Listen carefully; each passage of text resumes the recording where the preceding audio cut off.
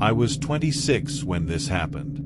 It was a warm afternoon in May, and I had just arrived in Baltimore to visit my girlfriend, Kim. She had just finished a nursing course, and I flew in to celebrate with her. We were staying in a hotel for a few nights before heading back to her family's house.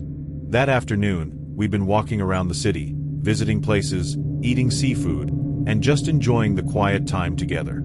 Around 6 p.m., we decided to head back to the hotel. Kim was tired, and honestly, so was I. She pulled out her phone to request an Uber while I sat on a bench near the harbor, finishing my iced tea. A few minutes later, a black Toyota Camry pulled up in front of us. Kim glanced at her phone, then nodded at me and said, "That's ours." We both stood up and walked to the car. Kim opened the back door and asked, "Uber for Kim?" The driver didn't say a word. He just gave a short nod, his face blank. He was wearing a black hoodie with the hood up, even though it was a warm day. I didn't think too hard about it at first. I was tired and didn't feel like talking. So I followed Kim into the back seat, and we both buckled up. The ride started normally. The car pulled away from the curb, and the driver didn't say anything. Not even a hello. That was strange. Most Uber drivers at least say something, like, "How's your day going?" or "Want the AC on?" This guy, nothing. I looked at Kim. She didn't say anything either, but I could tell something was bothering her. She was looking down at her phone with a strange expression. "Everything okay?" I asked softly. She nodded, but I could see her thumb tapping the screen quickly. A moment later, she leaned in and whispered in my ear, "The car isn't the same as the one on my app. Different plates. Different driver photo." My stomach dropped. I opened my phone and checked the app. Sure enough, it said our Uber had arrived, just a minute ago. I looked out the window. We were no longer heading toward the hotel. In fact, I didn't recognize the streets at all. I leaned forward a little and said calmly, "Hey man, we think we got the wrong car. You can let us out here. We'll wait for the right ride." The driver didn't respond. His eyes stayed fixed on the road. No blink. No nod. Just driving. I tried again, this time louder. "We're not going to continue the ride. Please stop the car." Still nothing. Kim grabbed my hand. Her grip was tight. Her face was pale. The driver turned down a street that looked completely empty. There were no people, no shops, just old buildings with broken windows and tall fences. I realized this was not a misunderstanding. This wasn't a confused driver. This was someone who had picked us up on purpose. I took a deep breath, trying to keep my voice steady. "If you don't stop the car now, I'm calling the police." That got his attention. He looked at me through the rear-view mirror. His eyes were cold, completely flat, like he wasn't really there. Then, without saying a word, he stepped on the gas. The car sped up. I reached into my pocket and pulled out my wallet, not for money, but for the small folding knife I kept tucked inside. I flipped it open and held it where he could see it in the mirror. "Last warning," I said. "Stop the car. Right now." He looked back at the road. Then, just as suddenly as he had sped up, he slammed on the brakes. The car jerked to a stop, tires screeching. The doors unlocked. We didn't wait. Kim pushed her door open, and I grabbed her arm as we jumped out together. The car sped off so fast I barely caught a glimpse of the plate before it disappeared around the corner. We stood on the sidewalk, both of us breathing hard. Kim pulled out her phone and quickly contacted the real Uber driver. He said he was just around the block and would be there in 2 minutes. This time, when the car arrived, we checked the license plate, the driver's name, and the photo before getting in. During the ride, we told the real driver what had happened. He went quiet for a second, then said, "Yeah. Something similar happened to one of my cousins last year. Girl got into the wrong car, thought it was her Uber. She was never seen again. That hit us hard. When we got back to the hotel, we called the police and reported everything.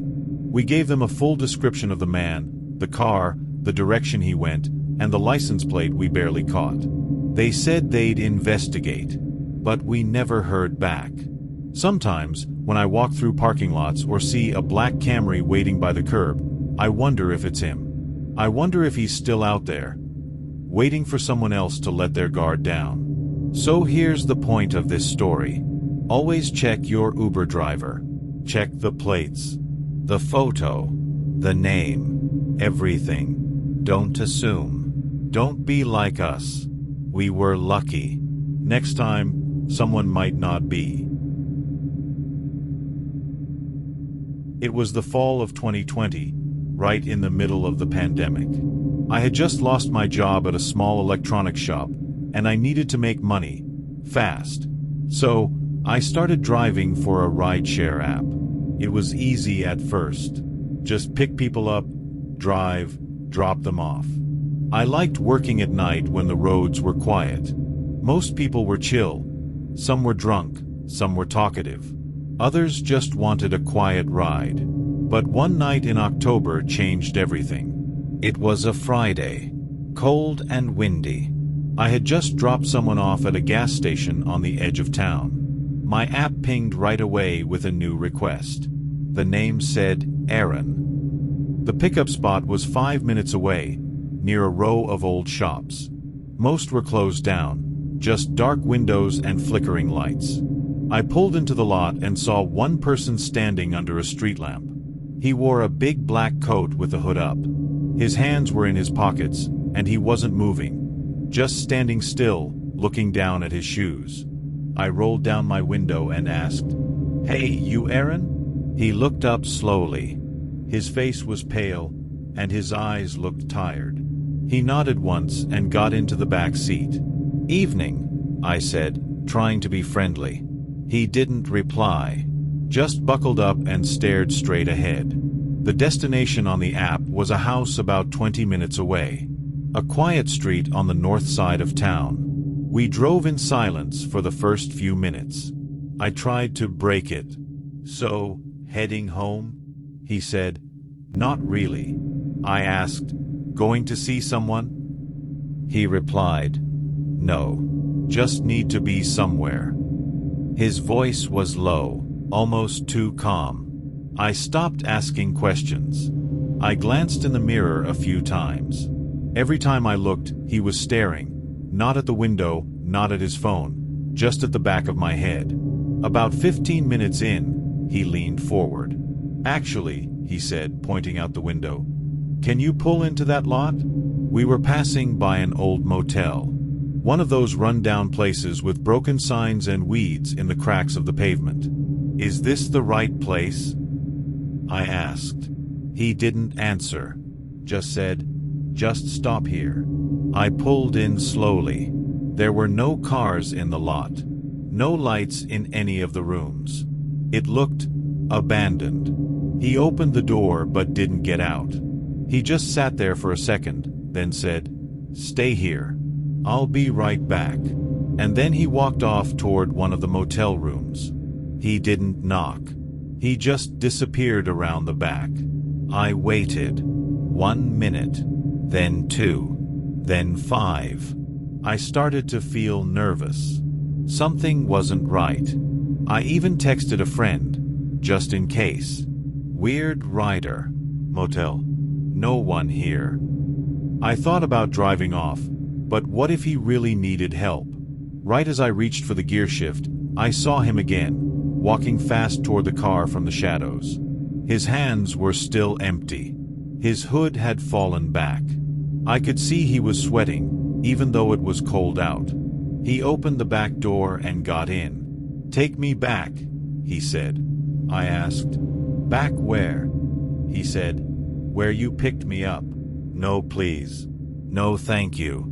The whole ride back, I felt this pressure in the car, like the air was heavy. He didn't say a word. I glanced in the mirror. He was still staring. His eyes didn't blink. I tried to keep things light. "Everything okay, man?" He said nothing. I asked again. Rough night, he answered. Some things just didn't go the way I planned. My hands started to shake a little on the steering wheel. We got back to the pickup spot. I parked under the same street lamp. I said, "All right, we're here." He didn't move at first. Just sat there, breathing slow. Then he leaned forward and whispered, "You ever feel like you picked the wrong person up?" I tried to laugh. What do you mean?" He didn't laugh. He stared at me through the mirror and said, "You should have kept driving." Then he opened the door and stepped out. But before shutting it, he leaned down one more time and said, "Maybe next time, I'll pick you." Then he walked away, slowly, disappearing behind the empty shops. I locked the doors and sat there, frozen. When I finally got home, I went straight to my trip history. The ride was gone. No trip with Aaron. No time logged. No receipt. It was like it never happened. I reached out to support.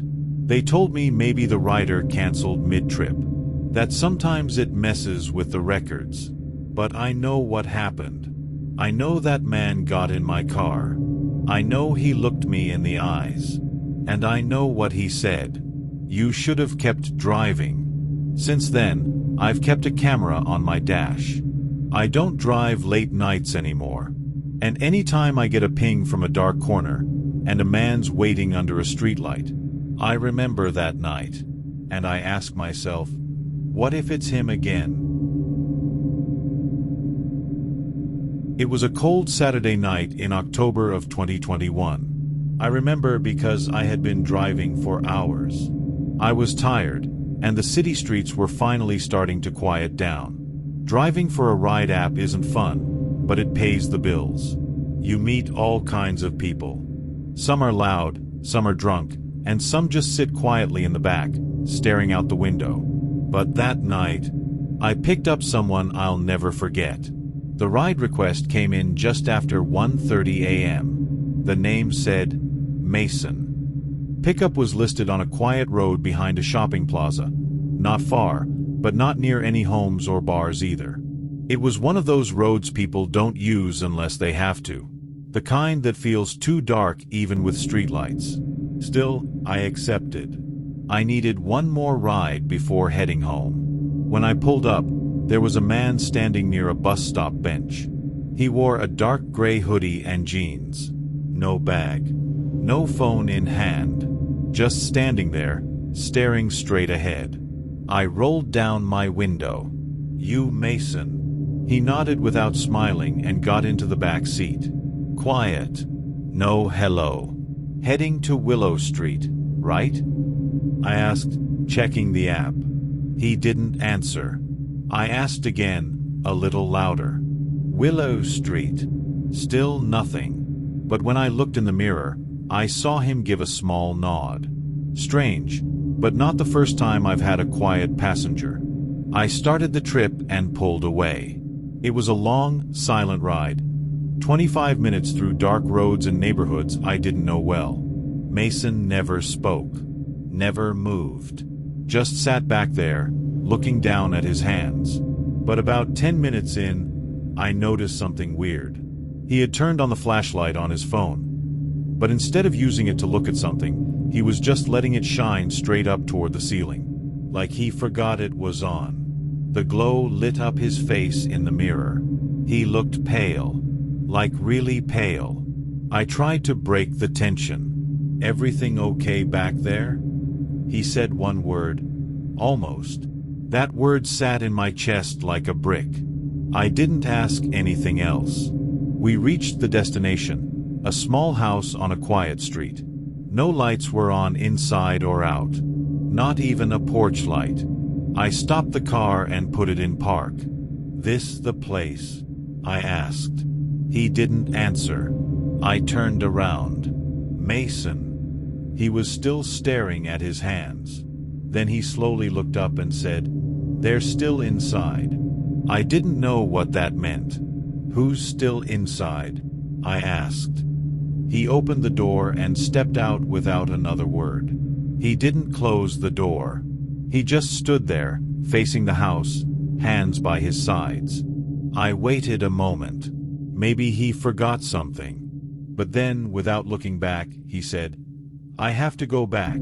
Please." "Back where?" I asked. "To where you found me," he said. I told him he'd have to request another ride through the app. He didn't move. Didn't blink.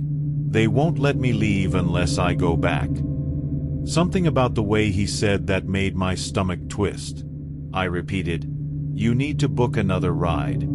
He finally backed away, shut the door, and walked slowly up to the house. I waited just long enough to see him step onto the porch, then I drove off. I told myself it was done. I ended the trip and even turned off the app. I was done for the night. But I needed gas and a bathroom before heading home. So I stopped at a 24-hour gas station about 5 minutes away. I went inside, bought a bottle of water, and used the restroom. Maybe 5 minutes total. When I came back out, Mason was sitting in the back seat. Same hoodie. Same cold stare. My keys were still in my pocket. I was sure I had locked the doors. But there he was. My heart nearly stopped. I opened the driver's side door, slowly. "How did you get in?" He didn't answer. He just looked at me through the rearview mirror and said, "You left the door open." I didn't believe him. But I didn't want to argue. "You need to get out," I said firmly. He leaned forward and whispered, "They're still inside." I asked again, "Who is?" "My family," he said. "But not really." "What do you mean, not really?" I asked. He whispered, "They look the same. But they're not. They won't let me go. Not unless I bring them someone new." That was enough. I stepped out, pulled out my phone, and said, "I'm calling the police."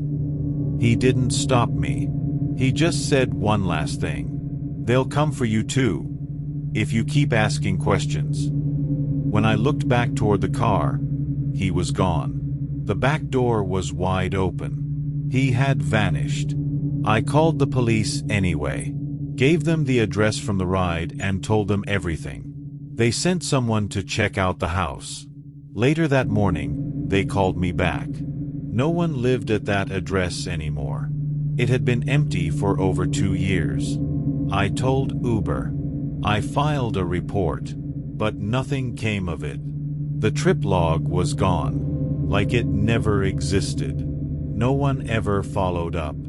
That night still plays in my head sometimes. The words, the way he stared, the flashlight, the feeling that he didn't belong anywhere, not on that street, not in that car, maybe not even in this world. Since then, I always lock my doors.